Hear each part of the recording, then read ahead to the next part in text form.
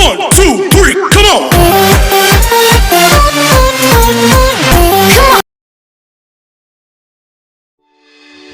Ken, anto tayo nababalitaan ko ya ang tatay diyan Pangasinan.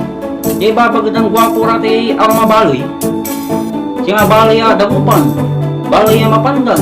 Di ang babangikitan. Ibabagad ang gwapo ya. Kapag iyo sumarang ko. No, tenang tayo nyo si pantalagay gwapo. Kapag iyo nga kumanawag. Diyan kin, Binuya Street. Manawag Pangasinan. Ibagada ya talaga. Kung si tayo gwapo man. Sa kilabat. Mark Arman Salazar.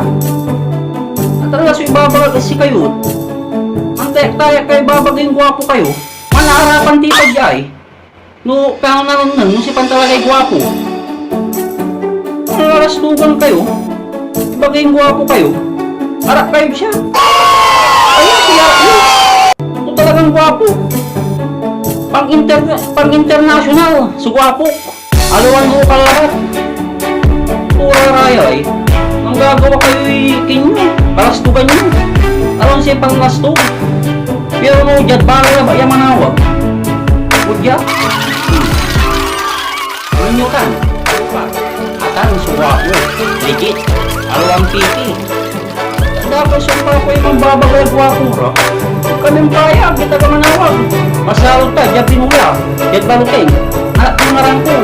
Pero nakan ang gawa nitan, luwa ba yung anak na? Udya ako mga wadan salay. Dapat luwa ba rin nga ko? Mark Arman Salazar. Wow! Kaya tatawag ganda.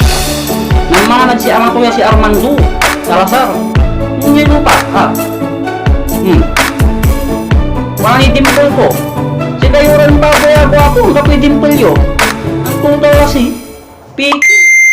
Piki tayo ibabagayo. Basta anak nyo naman, harapan ak. Tawang na untawang si pantalagay gwapo. One, two,